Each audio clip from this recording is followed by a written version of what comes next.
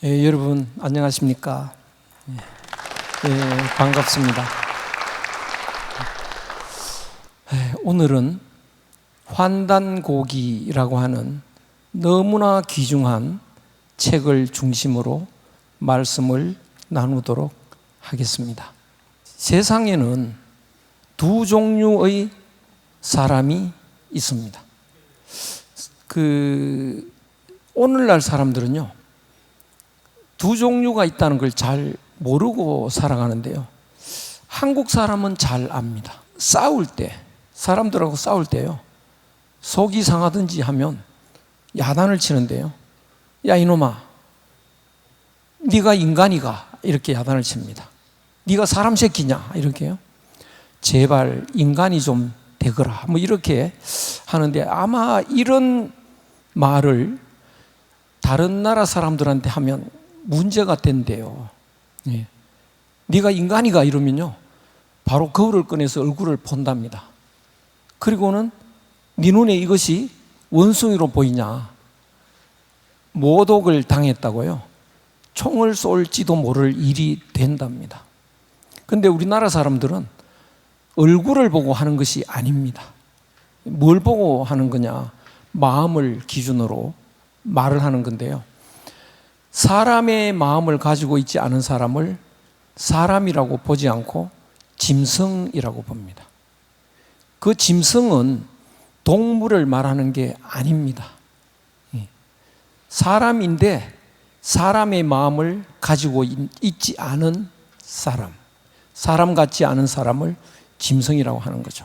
그에 비해서 사람의 마음을 가진 사람, 참된 사람입니다. 그런 사람을 이제 한국에서는 선비라는 말로도 쓰는데요. 그러면 선비와 짐승의 차이는 뭐냐? 선비는 본질을 아는 사람입니다. 그러면 짐승은 뭐냐? 본질을 잊어버린 사람이죠. 본질이라는 것은 근본입니다. 형제가 있다고 할 때요, 본질은, 근본은 부모입니다. 그래서 부모를 알고 있는 형제는 부모의 세포에서 하나는 형이 되고 하나는 동생이 됐으니까 하나인 거죠. 그래서 형제는 하나인 모습으로 살아갑니다. 그런데 본질을 잊어버리면 형제라도 남남인 것처럼 돼버립니다. 그래서 그 사람에게는 두 종류가 있다. 그래서 본질을 아는 사람은 우리가 하나라는 것을 아는 사람이고요, 본질을 잊은 사람은 모두 남남이라고 생각하면서 사는 사람입니다. 보통 사람은 이 두 가지 모습을 이렇게 조금씩 갖고 있습니다. 그 중에서 반을 이렇게 나누어서요, 그 선비의 모습을 더 많이 가진 사람을 우리는 사람의 선비의 그 범주에 넣을 수 있고요, 그 아래 짐승의 요소가 더 많은 사람을 이제 짐승의 범주에 넣을 수 있겠습니다. 그래서 사람들한테 당신은 사람입니까? 짐승입니까? 이렇게 물으면 대개 짐승이라고 답하는 사람은 거의 없을 겁니다. 그러면 또 물어봅니다. 당신은 군자입니까? 소인입니까? 조금 망설이게 되죠. 그래도 소인이라고 하고 싶지는 않죠. 그래서 군자라고 말을 하고 싶은데요, 또 한 번 더 물어봅니다. 당신은 부처님입니까? 중생입니까? 이렇게 물으면 부처님이라는 말은 잘 못하겠죠. 중생입니다 라고 말을 할 텐데요, 중생이 소인이고 짐승입니다. 그래서 그 선비가 군자고 불보살입니다. 그러면 본질에서 보면 모든 것이 하나인데요, 거대한 호수에 물이 가득 있다는 걸 한번 상상을 해보시죠. 본질은 호수에 있는 물처럼 분리되지 않는 하나입니다. 물이 둘이 아닙니다. 전체가 하나의 물인데요, 그 하나의 물로 빈틈없이 가득합니다. 그것처럼 이 우주라는 것이 거대한 호수처럼요, 거대한 공간인데 거기에 물처럼 빈틈없이 존재하는 기가 있습니다. 그 기는 분리되지 않는 하나입니다. 그래서 본질은 하나이다, 이렇게 말씀드릴 수가 있겠는데요. 거대한 호수에 물에서 얼음이 옵니다. 그래서 얼음이 얼어서 여러 개의 얼음들이 둥둥 떠 있는 것을 한번 생각해 보시죠. 이 그림에서는 지금 얼음이 5개가 떠 있는데요. 얼음 A, B, 얼음 C, D, E 이렇게 있는데요. 우리 눈에는 5덩어리의 얼음 덩어리가 있다라고 보이지만 본질은 뭔가요? 물이죠. 물이라는 본질에서 보면 이 전체의 물하고 구별되지 않는 하나의 물입니다.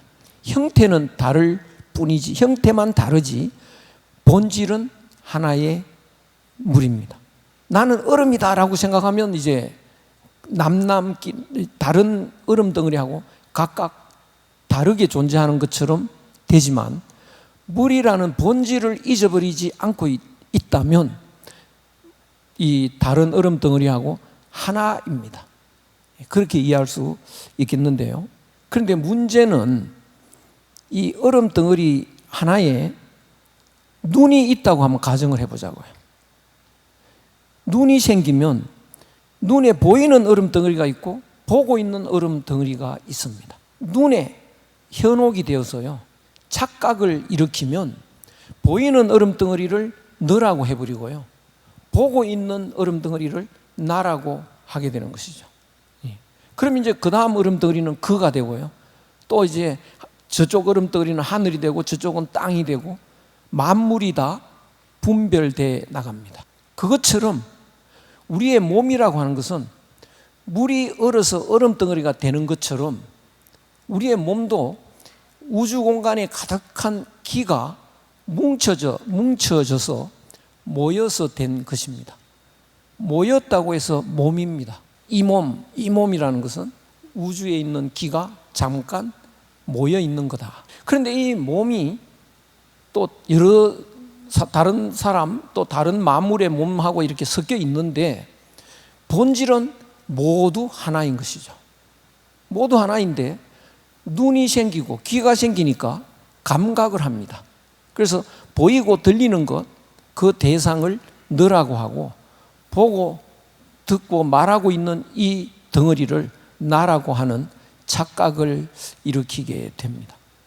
그래서 이 세상의 모든 존재가 각각 분리된 채 별개로 존재하고 있다라고 착각을 일으키게 된 것인데요.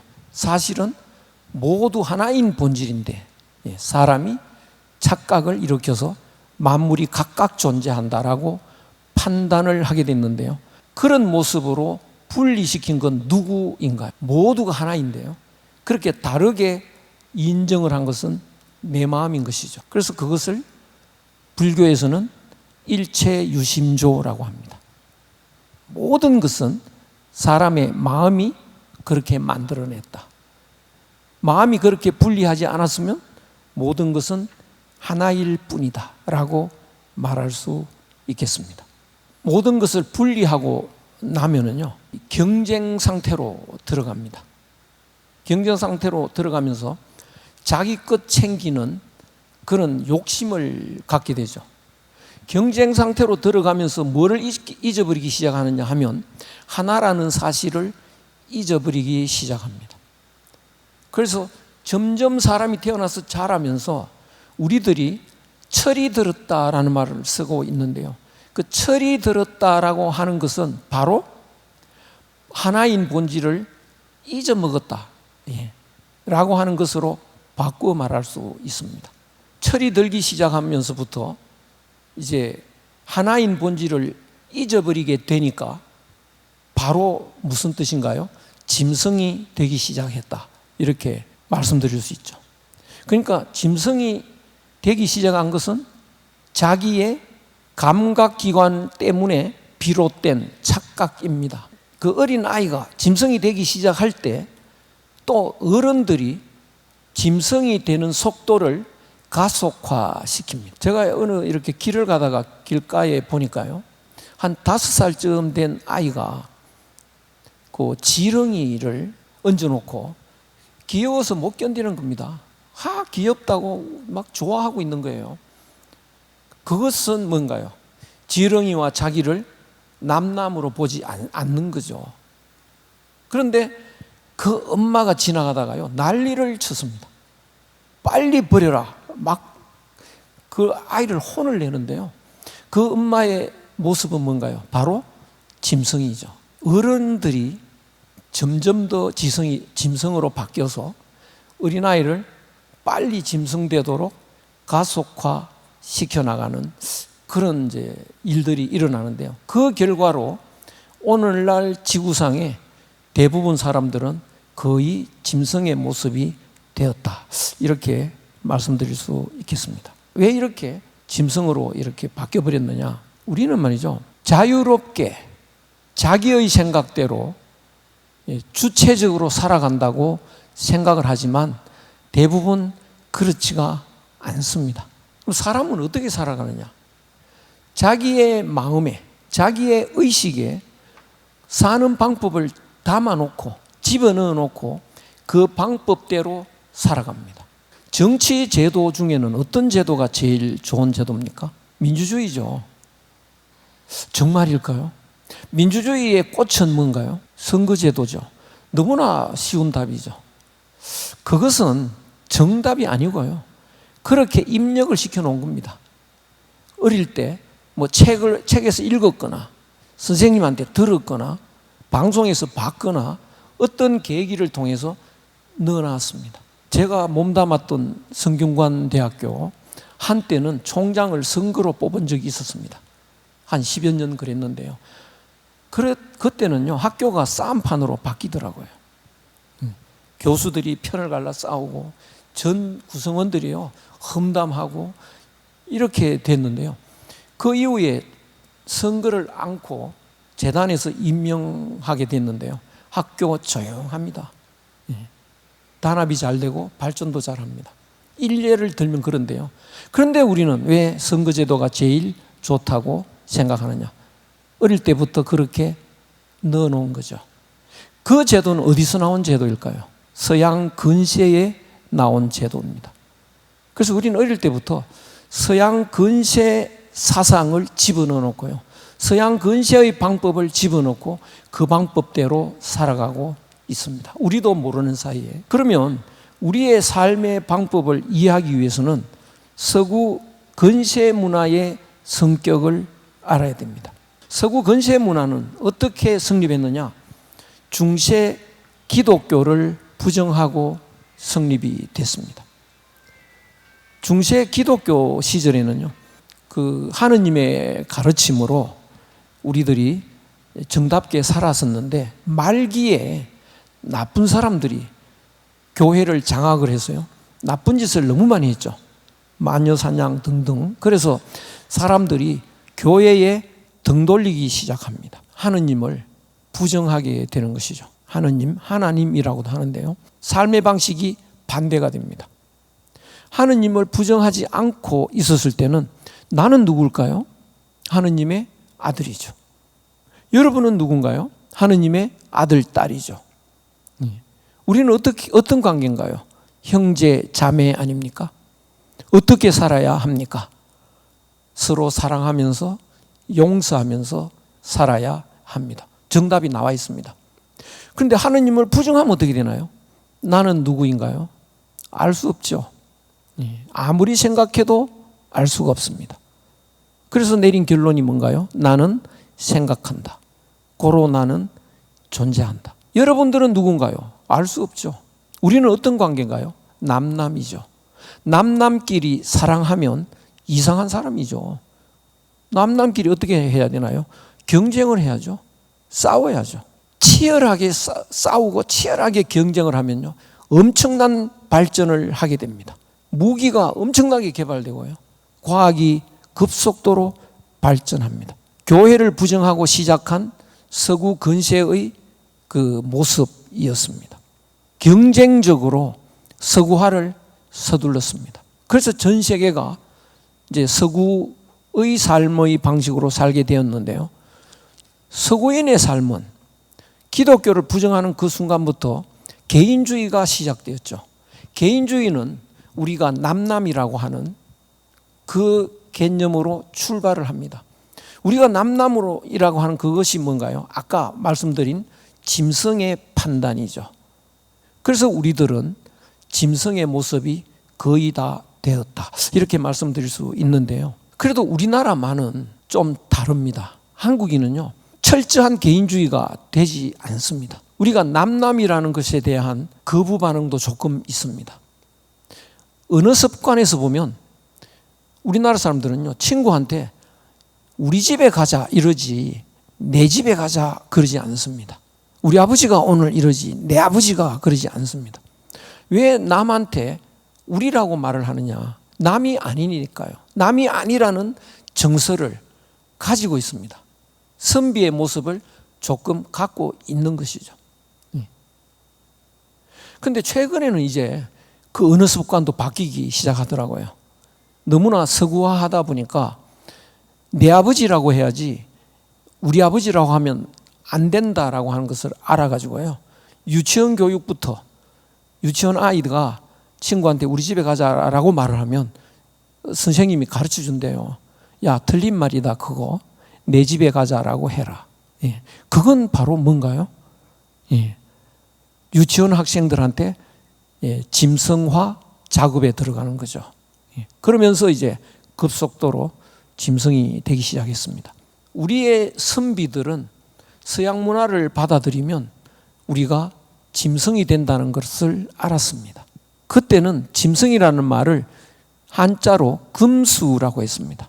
우리가 금수가 된다, 서구 문화를 거부하자라고 타일렀는데요, 우리 후손들이 듣지 않았습니다. 그리고 오히려 그분들을, 그 선비들을 이제 망국에, 우리나라가 망하게 된 그런 그 원인이라고 비판을 하게 된 것입니다. 그리고 그때부터 우리는 우리 스스로를 급속도로 빨리 부정하기 시작했습니다. 예를 들면 이런 겁니다. 우리 집은 선비집이고 옆집은 폭력배 집이다 라고 할 때요, 이 이웃에 개발 바람이 분다. 누가 먼저 달려가나요? 폭력배가 달려가죠. 그 폭력배가 가서 폭력을 써서 떼돈을 벌어와 가지고 우리 옆에 10배, 20배 큰 집을 짓고 삽니다. 그 안에는 뭐 온갖 것이 다 들어있죠. 그러나 우리 선비는 부러워하지 않습니다. 그것은 짐승들의 삶의 모습이다라고 이제 생각을 하는 거죠. 그런데 지나가는 사람들은 옆집을 자꾸 쳐다봅니다. 우리 집은 별 볼 일 없다고 생각을 합니다. 그리고 우리 아이들은 자꾸 옆집에 관심을 가집니다. 손자는 더 많이 가지죠. 그런데 손자들이 옆집 애하고 놀다가 얻어맞은 적이 있습니다. 얻어맞고 이제 집에 들어오면 선비 할아버지는 다 이럽니다. 얘야, 친구끼리 그럴 수도 있는 거지. 사이좋게 용서하고 같이 놀아라. 근데 옆집은 어떻게 가르치나요? 얻어맞고 들어오면 난리가 나죠. 야, 이놈아, 너는 손도 없고 발도 없어? 나가, 이놈아. 이렇게 꾸짖어 버립니다. 그러면 같이 놀다가 다치는 건 주로 우리 아이들입니다. 그래서 어느 날 우리 아이들이 각성을 합니다. 내가 이렇게 된 것은 할아버지의 교육이 나빴다. 그래서 이렇게 됐다. 그래서 우리 할아버지 교육은 다 버리자. 그렇게 살아온 우리의 모습입니다. 한 150년간 우리는 그렇게 살아왔습니다. 우리 거를 다 부정하면서요, 우리 거는 쓸모가 없다. 그러면 누구 거를 따라가야 됩니까? 옆집 폭력배 문화를 따라가야죠. 그 옆집 폭력배 문화가 바로 서구 문화입니다. 서구 선진국이라고 하는, 우리들은 막 부러워서 이제 부르는 말인데요, 그 서구인들은 그 엄청난 폭력을 휘둘렸죠. 남북 미주에 가가지고요, 원주민 거의 다 죽였습니다. 그리고 그들의 것을 빼앗았습니다. 아시아, 아프리카 와서는요, 죽여도 끝이 없으니까 안 죽이고 식민지 제도를 만들었어요. 소나기에 넣어놓고 일 시키면서 빼앗아갔습니다. 유사일에 그런 폭력배들은 없었죠. 그 폭력의 힘으로 부자 된 사람들입니다.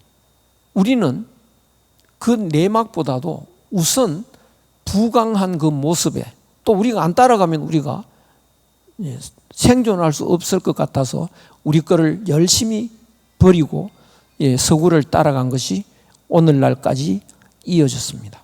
지금도요, 서구에 가보면 교양이 있고 그 사람들이 친절하고 법을 잘 지키고요, 이러지 않습니까? 그래서 역시 선진국은 다르다, 뭐 이런 말을 하는 사람들이 있는데요, 우리나라에서도 가장 깍듯하고 예의 바른 사람들이 누구냐? 바로 조폭이죠. 조폭. 그래서 서구인들의 예절은 기본적으로 조폭 예절입니다. 깍듯하다가도요, 수 틀리면 총이 나옵니다. 주먹이 나고 이렇게 됐는데요. 그런데 오늘날은 결과적으로 온 세계 사람들이 짐승의 문화를 닮았다, 이렇게 말씀드릴 수 있겠습니다. 그러면 현대의 짐승 문화의 삶의 바탕이 뭔가? 두 가지를 뽑아보면요, 하나는 약육강식이고 하나는 이익추구라는 겁니다. 우리는 남남이다라고 하는 그 개인주의에서 출발하면 우리는 싸워야 되지 않습니까? 그래서 이 서구인들이 이 남미나 북미나 가서 이제 사람들을 죽였는데요, 사람을 죽이고 빼앗고 하는 게 신나고 즐거운 일은 아니겠죠.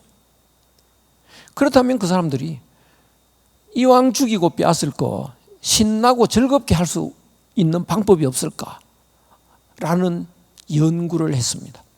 연구를 해보니까 어떻게 연구했냐? 기독교가 틀렸다는 걸 알았습니다. 지구가 도는데 하늘이 돈다고 하고요, 처녀가 애를 낳았다고 막 그러고요. 기독교 가르침이 틀렸다. 그럼 누구의 가르침이 옳았나요? 갈릴레오죠. 지구가 돈다고 가르치는. 그러면 우리는 누구를 믿고 따라가야 되나요? 과학자를 믿고 따라가야 됩니다. 그 이래로 우리나라 세계인들은 과학의 신도처럼 이제 되어 있는데요, 과학자들이 발견한 자연 법칙은 뭐냐? 약육강식인 것이죠. 그래서 그 세상을 보니까 모든 것이 약육강식의 투쟁 상태다라는 걸 알게 됐습니다. 또 그렇게 보입니다. 우리가 봐도요, 사자가 사슴을 잡아먹는데 사슴은 무슨 죄로 잡히나요? 힘없는 죄죠. 다른 죄가 없습니다. 강자가 약자를 잡아먹는, 이것이 자연 법칙이다. 그러면 나는 힘이 있다 그러면 어떻게 되나요? 약자를 잡아먹어야죠. 약자를 죽여야죠. 빼앗아야죠. 너무나 당당합니다. 그런데 사실은 사자가 사자를 잡아먹지는 않습니다. 사자가 사자를 죽이지 않습니다. 그런데 사람은 사람이 사람을 죽이고요, 사람의 것을 빼앗고 이렇게 됐죠. 그 다음에 우리는 남남이니까 내 것 챙겨야죠. 그래서 약육강식, 이익추구, 이것이 현대인의 삶의 바탕에 깔려있는 기본 원리입니다. 이 원리를 바탕으로 해서 학문이 성립이 됐습니다. 뭐 경제학, 정치학, 무슨 교육학, 뭐 등등 인문사회가 거의가 이런 그 약육강식, 이익추구를 바탕으로 해서 성립된 학문인데요, 만약에 이 기초에 바탕에 깔려 있는 약육강식이라는 이 원리가 잘못됐다면 오늘날 사람들이 공부하고 있는 학문의 내용은 잘못된 것이죠. 그런데 알고 보면 약육강식이라고 하는 이론은요, 잘못된 이론입니다. 중용이라는 책에 만물이 아울러 자라면서 서로 해치지 않는다라는 말이 있습니다. 사자가 사슴을 잡아먹는데 어떻게 해치는 거 아닌가요? 잘 생각해 보면 사슴이 이렇게 초원에서 살고 있는데요, 풀을 뜯어먹고 있습니다. 풀의 양이 한 30마리가 뜯어먹고 살기에 적당하다고 하자. 사슴이 40마리가 돼버립니다. 그러면 어떻게 되느냐? 풀이 모자라서요, 40마리가 영양실조로 다 죽습니다. 그런 경우에 사자가 한 10마리 정도 잡아먹습니다. 그러면 사슴은 계속 잘 살죠. 누구 덕인가요? 사슴이 계속 잘 사는 것은 사자 덕이죠. 사자는 누구 덕에 잘 사나요? 사슴 덕이죠. 약육강식이 아니고 거대한 조화를 이루고 있는 것입니다. 그렇다면 약육강식의 이론으로 바탕으로 만들어진 학문은 잘못된 학문이죠. 그 잘못된 학문으로 살아가다 보면 삶이 제대로 될 수가 없습니다. 삶이 이제 불행해지는 거죠. 그래서 현대인들은 거의가 삶이 짐승의 삶으로 바뀌었는데요. 짐승의 삶에서 나타나는 결과가 어떤가? 개인적으로 어떤 삶이 나타나느냐? 고통스러운 삶인데요. 첫째는 삶이 경쟁입니다. 산다는 건 무한 경쟁이죠. 그런 것 같지 않습니까? 다들 그렇게 말을 하죠. 사실은 그렇지 않은데요. 그렇다고 우리는 말을 하고 또 그렇게 가르치고 배우고 있습니다. 심지어는 친구를 밟아야 내가 올라갈 수 있다. 뭐 이렇게까지 가르치는데요. 그렇게 말하는 사람은 바로 짐승의 말입니다. 그리고 산다는 건 끊임없이 긴장입니다. 왜? 경쟁을 해야 되니까요. 끊임없이 피곤합니다. 바로 짐승의 모습이죠. 그리고 산다는 것은요, 인생은 고독합니다. 오늘날 이 고독의 문제는 심각하게 되어버렸는데요. 사람은 왜 고독할까요? 남끼리 살아서 그렇습니다. 형제가 같이 있어도 남이죠. 서로 싸우죠. 친구끼리 있어도요, 하나가 되지 못합니다. 너는 누구 나는 나니까요. 암만 같이 있어도 하나가 되지 못합니다. 그래서 아주 본질적으로 사람은 고독하게 되어 있습니다. 배고파서 밥을 찾아 정신없이 다닐 때는요, 외로운 줄을 모릅니다. 그런데 이제 먹을 게 좀 있고 배가 부른 뒤에는요, 생각할 시간이 있죠. 그리고 좀 생각을 해보면요, 한없이 외롭다는 걸 알게 됩니다. 앞으로 이 우울증, 고독에서 오는 우울증, 이건 심각한데요. 세계 3대 사망 원인, 우울증, 심장병, 교통사고, 뭐 이렇게 3대 원인인데요. 우울증, 심장병, 바로 그 외로움증에서 오는 스트레스로 인한 겁니다. 그래서 사람은 누구나 외롭다. 아무리 친구랑 같이 있어도 하나가 될 수는 없다. 오히려 경쟁자일 뿐이다. 그러니까 친구하고 어울려도 유쾌하지 않습니다. 그래서 대충 혼자 밥 먹고 집에 빨리 갑니다. 가서 뭐 하느냐? 이제 개하고 같이 놀죠. 개가 죽으면 몇 달이라도 눈물이 납니다. 왜 그렇게 됐느냐? 외로워서 그렇습니다.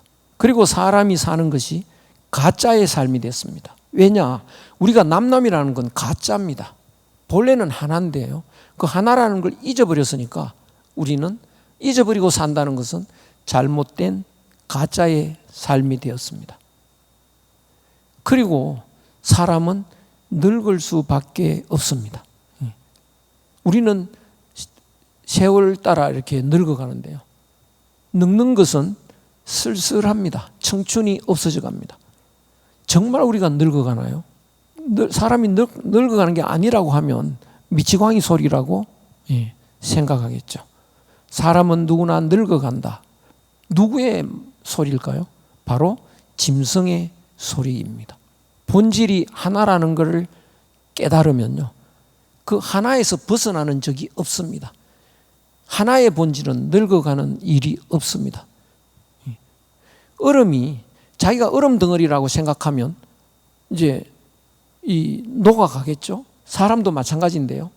우리는 늙어간다라고 하는 것은 내 몸이 나라고 하는 착각을 일으키기 때문에 이 몸이 늙어가는 것을 이제 늙어간다 이렇게 생각을 하는 건데 바로 짐승의 생각입니다. 그리고 사람은 누구나 죽어야 된다. 짐승은 절망적으로 죽을 수밖에 없습니다. 선비의 삶을 사는 사람은 죽음이라는 개념이 없습니다. 죽음을 두려워하지도 않습니다. 너 죽을래? 그러면 웃고 있죠. 이 몸이 죽고 죽어. 그렇죠? 100번 고쳐 죽어도 난 괜찮아. 왜? 내 마음은 죽지 않아. 그런 삶이 있는 건데 우리는 누구나 죽는다. 바로 짐승의 삶에서 나타나는 특징입니다. 그리고 세계적인 질서에서 나타나는 문제점은요, 오늘은 뭐냐? 진리를 상실한 암흑 시대가 되었습니다. 이 광명 시대라고 사람들이 착각을 하는데요. 이 모든 사람이 내 형제인데 형제인 줄 모르고 있지 않습니까? 눈으로 빤히 쳐다보면서 남이라고 생각하죠. 눈을 아무리 뜨고 있어도 안 보인다고요. 암흑 시대입니다. 그리고 이 시대는 강대국의 횡포에서 벗어날 수 없습니다. 평화 없습니다. 힘 있는 자가 공격해 오면 피할 방법이 없습니다. 경제적 양극화에 따른 또 불평등이 있습니다. 지구 환경이 파괴되어 가지고요. 지구가 사람 살 수 없는 지경이 되어가고 있습니다. 인류가 절멸하는 위기에 직면했습니다. 큰일 났습니다. 그러면 이 위기를 이제 어떻게 하면 극복할 수가 있을까? 진리가 실현되는 세상으로 어떻게 하면 만들 수가 있을까? 기독교, 불교, 유교, 유학도 다 그런 가르침을 가르치고 있는 단체인데 기독교가 지금 짐승이 되어버린 이 세상 사람들을 구제할 수 있을까? 불교가 할 수 있을까? 유학이 할 수 있을까? 또 다른 이슬람이 할 수 있을까? 등등이 가능할까? 저는 좀 어렵다고 생각합니다. 왜 그럴까? 기독교의 예를 들어보자고요. 기독교의 가르침이 있다면 그 속에 예수의 사상이 알맹이로 들어있습니다. 그런데 기독교의 전체의 가르침은 속에 있으면서도 예수의 사상만으로 있는 게 아니고 역사적으로 많은 것이 이제 첨가되어 있는 거죠. 첨가되어 있는 그 내용들이 예수의 사상의 확장이냐, 예수의 사상과 반대되는 것도 상당히 끼어 들어가 있는 거냐, 아마 후자라고 생각이 됩니다. 그래서 기독교의 가르침 속에서 예수의 사상만 오롯이 도려내기는 어렵다. 불교도 그럴 거고요. 당신이 기독교, 불교를 아냐? 이렇게 반문하실 수도 있겠고 기분 나쁘게 생각하실 수도 있는데 제가 전공하는 유학에서 한번 말씀드려 보면 유학이라고 하는 가르침, 그 가르침에 공자 사상이 알맹이로서 들어 있습니다. 그러나 그 가르침은, 유학의 가르침은 공자 사상의 확장이 아니고요. 공자 사상과 반대되는 사상도 많이 들어 있습니다. 우리는 유학이라 그러면 상식적으로 삼강오륜 이런 말씀 하시죠. 인이예지, 수기친 이런 말씀을 하시는데 제일 많이 언급하시는 내용이 삼강오륜 아닙니까? 유학하면요. 그런데 삼강은 유학이 아닙니다. 공자 사상과 반대되는 사상입니다. 그 군의신강, 임금은 신하의 별이다. 아버지는 아들의 별이다. 남편은 부인의 별이다. 이것이 삼강인데요. 그래서 신하는 임금을 위해서 목숨도 바쳐야 돼. 아들은 아버지를 위해서 목숨도 바쳐야 돼. 부인은 남편을 위해서 목숨도 바쳐야 돼. 아주 나쁜 사상인데요. 삼강이라는 사상이 유학의 핵심으로 자리 잡았는데 유학이 아닙니다. 그런데 유학의 가르침 속에서 그런 부정적인 요소를 떼내고 공자 사상만 담아낼 수 있느냐? 거의 불가능하다고 생각이 됩니다. 그리고 공자 사상 또 예수의 사상 등을 끄집어냈다 하더라도 그 사상은 그 당시에, 예수 당시에, 공자 당시에, 석가 당시에 그 문제점을 해결하기 위해서 내어놓은 구체화된 사상입니다. 예를 들면 큰 통나무가 하나 있는데요. 그 통나무에서 그 사람들에게 필요한 거기서 컵을 만들어서 꺼낸다든가 주전자를 만든다든가 이렇게 구체적인 필요한 것을 만들어 놓은 사상들입니다. 그렇기 때문에 그 구체적인 사상은 오늘날 상황에 적용된다는 보장이 없습니다. 그렇다면 석가모니나 공자나 예수나 이런 분들이 오늘날 다시 나타나서 오늘에 맞는 내용으로 다시 만들어내면 그건 가능할 수 있겠습니다. 그러면 어떡하느냐? 지금 이 진리가 사라진 짐승화되어 버린 이런 시기에 이 세상을 구제할 수 있는 길은 그 옛날의 구세주들이 다시 등장하는 길밖에 없을 것인가? 그렇다면 우리는 해결책은 하나밖에 없습니다. 열심히 옛 구세주가 다시 등장하기를 기도하는 길밖에 없을 것입니다. 그것보다도, 그렇게 마냥 기도만 하기보다도 더 적극적으로 우리가 해결책을 찾을 방법은 없을까? 우리가 나서서 오늘날의 문제를 해결하는 진리를 펼칠 수는 없을까? 이런 간절한 마음으로 골똘히 고심하다가 자세히 살펴보면요, 이 암흑 같은 밤에요, 세찬 비바람을 뚫고 꺼질 듯 그러면서도 꺼지지 않고 반짝반짝 내려오는 등불이 있습니다. 바로 환단고기라는 책입니다. 이거는 지구의 보물입니다. 인류의 보물이라고 생각이 됩니다. 너무나 귀중한 자료인데요. 왜 이것이 꺼질 듯 하면서 오늘날까지 왔을까? 우리나라 상고대에 위대한 사상들이 많이 있었습니다. 역사책도 있었고요. 그런데 그런 많은 저서들이 중국 한나라 때 중국의 인의 손에 많이 사라지고요.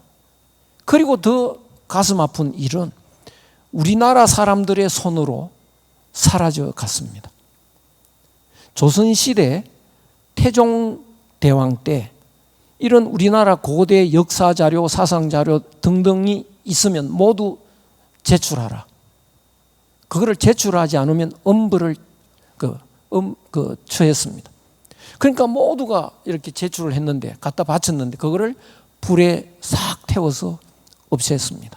그리고 세조, 수양대군 세조가 또 태우고 남아있는 거 샅샅이 갖고 와라. 역사서, 사상서 다 수거해가지고요, 불태워버렸습니다. 그래도 남은 게 있을까 봐 예종 때는요, 만약에 갖고 있다가 걸리면 사형에 처했습니다. 우리의 손으로 우리의 귀한 자료가 사라져 갔던 거죠. 그런 비바람 속에서 꺼질 듯 사라질 듯 이어져 온 유일한 우리의 법의 환단고기가 내려왔습니다. 그 환단고기를 또 현대에 사는 우리들도 또 비판적으로 거부하는 또 많은 움직임이 있어 왔습니다. 많은 사람들이, 지식인들이 비판을 하기 때문에 저도 그런 줄로 알았습니다. 그래서 덜추어 볼 생각도 안 했던 거죠. 근데 왜 그랬을까? 그 이유를 제가 알아보니까요, 일본이 한국을 영원히 식민지를 만들려고요, 식민지 전초기지를 세웠는데 바로 경성제국대학이었습니다. 거기에서 어떤 연구를 했느냐, 한국을 영원히 식민지로 하려면 어때야 되느냐, 합리적인 이론이 있어야 됩니다. 그래서 어떤 걸 만들었냐 하면요, 일선동조론이라는 연구를 했습니다. 일본과 조선은 할아버지가 같다는 거죠. 그러면 한 나라가 돼야죠. 그게 더 낫죠. 그러면 누가 누구를 보호해야 될까요? 형이 아우를. 그러면 누가 형이고 누가 아우냐? 역사를 보자. 그래서 일본 역사는 곧 딱 정해져 있습니다. 일본서기 거기에. 그러면 일본 역사보다 한국 역사가 짧아야 됩니다. 따라서 당군은 존재하면 안 되는 것이죠. 그래서 당군을 신화로 변질시켰습니다. 그래서 당군은 역사가 아니고 신화일 뿐이고요, 삼국시대도 초반부는 신화라고 정리를 했습니다. 그 가르침을 지금까지 우리가 받아오고 있습니다. 경성제국대학의 역사학, 그 가르침이 지금도 이어지고 있는데요. 그래서 당군을 부정하고, 당연히 당군을 기록한 환단고기는 부정되어야 하는 거죠. 지금도 학계에서는 환단고기를 학위 논문의 참고 자료로 쓰면 통과되기 어렵습니다. 참혹한 현실인데요, 저조차도 그런 줄 알았습니다. 그러다가 어느 기회에 이거를 볼 수 있는 기회가 이제 됐는데 제자가 한번 같이 보자고, 그래서 봤다가요, 깜짝 놀랐습니다. 한눈에 알아봤습니다. 이건 진짜다. 예. 그간에 철학자가 왜 이걸 안 봤을까? 정말 저는 너무나 부끄러운 현실이었는데요. 보면 압니다. 추사 글씨가 나왔다. 그 감정하는 사람들이 가짜라고 감정합니다. 누가? 종이 전문가가요. 왜? 당시에 종이 아닌 게 있거든요. 먹 전문가는 당시에 먹이 아닌 게 있거든요. 그래서 가짜다. 그런데 그 감정단에 서예가가 빠졌다는 거예요. 서예가는 한눈에 압니다. 철학자가 감정을 안 했던 겁니다. 동양 철학의 눈으로 보면 한눈에 알아봅니다. 왜 그게 사실인지 진짜인지 말하라고 하면요, 1시간 내내 확실한 답을 내놓을 수가 있는데요. 그래서 제가 이 환단고기를 읽어보고요, 너무너무 놀랐습니다. 이렇게 귀한 자료가 어떻게 있을까?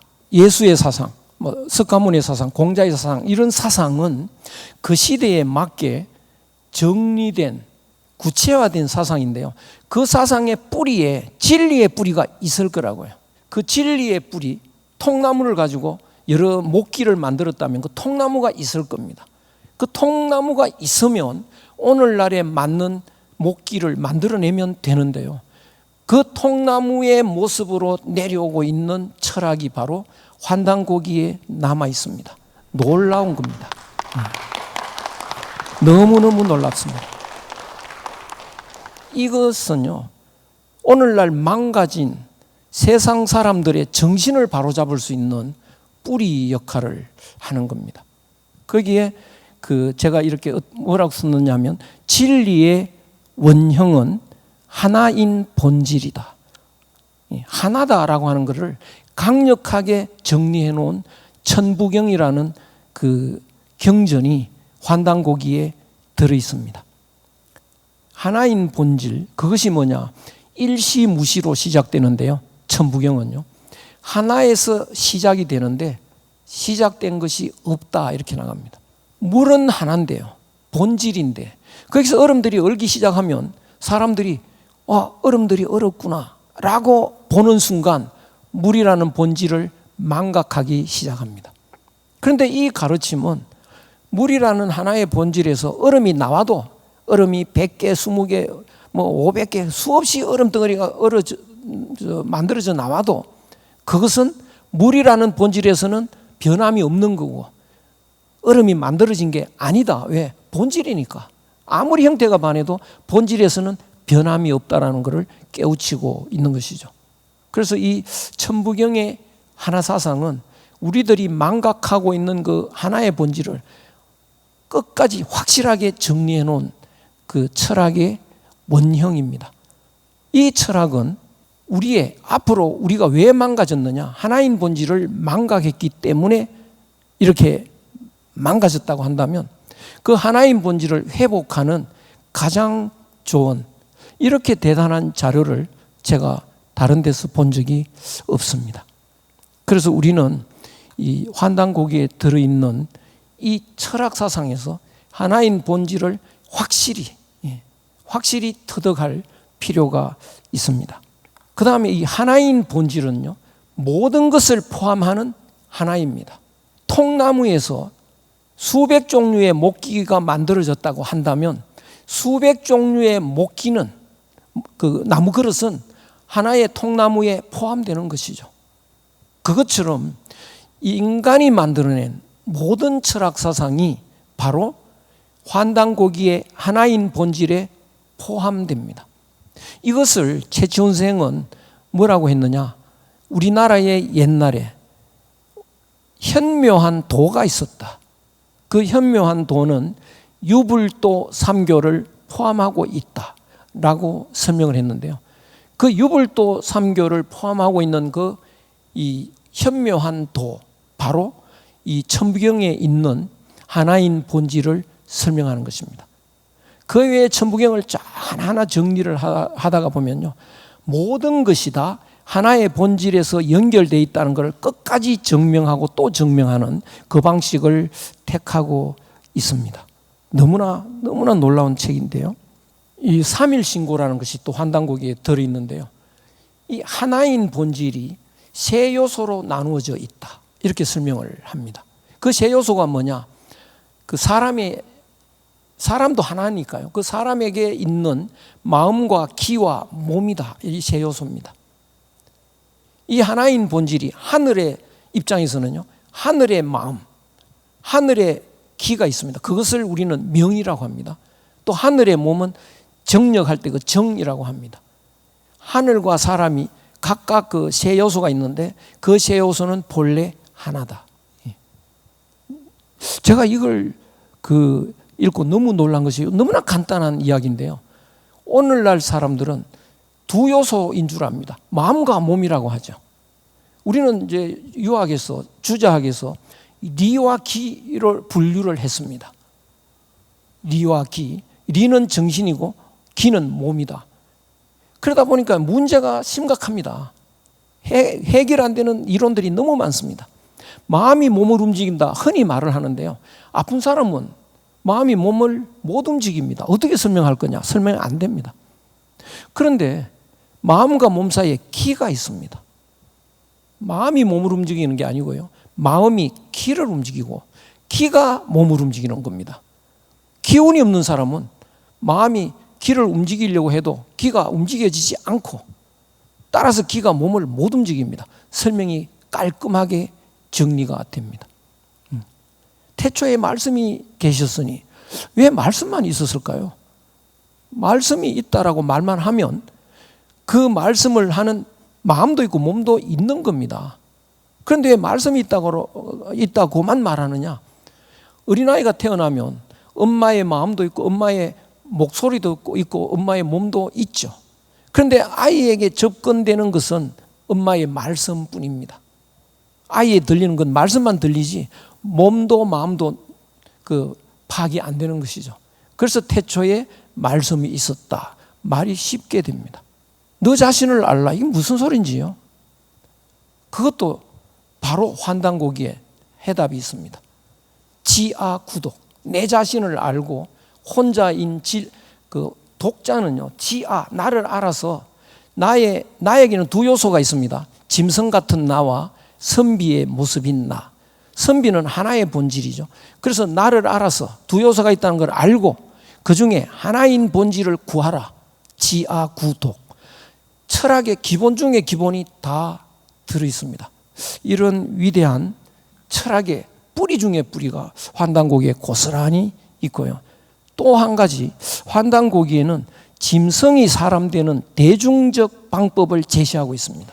오늘날 전 세계 사람들이 짐승이라고 하면 이 짐승이 어떻게 하면 사람이 될까? 막막하기 짝이 없는데요. 사람 되는 방법을 압축해 놨습니다. 21일간 동굴 같은 어두운 곳에 들어가서 마늘과 쑥을 먹으면서 계율을 지키면서 사람 되는 수련 방법을 통해서 사람이 되는 이런 과정을 설명을 해놨는데요. 오늘날 이 수많은 사람들을 어떻게 인간으로 만들 것인가? 21일간의 수련 과정을 우리가 복원하는 것. 이것이 우리의 과제입니다. 그래서 우리들은 오늘날 이런 환단고기에 들어있는 원목을 통나무 속에서 오늘날에 맞는 것을 자꾸 끄집어내기만 하면 오늘날 문제는 해결이 된다라고 말씀드릴 수 있는데요. 우리는 민주주의가 제일 좋은 정치다. 그거 아닙니다. 환단고기에서는 뭐라고 설명하느냐? 화백제도가 제일 좋다. 그래서 우리들은 정치가 계속 망가져가는데 이건 세계적인 현상입니다. 점점 더 망가져가는데요. 이 망가져가는 정치를 바로 잡으려면 환단고기에 있는 화백제도 연구, 바로 해답이 있습니다. 오늘날 교육이 망가졌습니다. 그 교육은 환단고기에 을보록 선생의 교육사상 이런 거 찾아내면 바로 해답을 찾을 수 있습니다. 그렇다면 우리는 환단고기를 읽는 것 외에 더 중요한 게 있겠느냐? 환단고기가 아닌 오늘날 서양 철학을 바탕으로 한 인문학의 대부분의 책은 잘못된 약육강식을 바탕으로 하는 잘못된 이론으로 만들어진 그런 책들이기 때문에 잘못된 책은 읽을수록 손해가 됩니다. 자기도 망가지고 남도 망가뜨리고 나라도 망가뜨리고 세계를 망가뜨리게 되는데요. 이제 잘못된 것에서 벗어나서 참된 것이 무엇인지 그 참된 것으로 바꿀 때가 왔는데요. 참된 뿌리를 고스란히 보여주고 있는 환단고기. 너무나 놀라운 책인데요. 그래서 오늘날 우리나라뿐만 아니고 이 망가져가는 지구를 또 지구에 살고 있는 망가져가는 짐승화되어 간 사람들을 어떻게 참된 사람으로 바꾸고 살기 좋은 지상 낙원 같은 지구를 만드느냐. 그 지상 낙원이 바로 홍익인간인데요.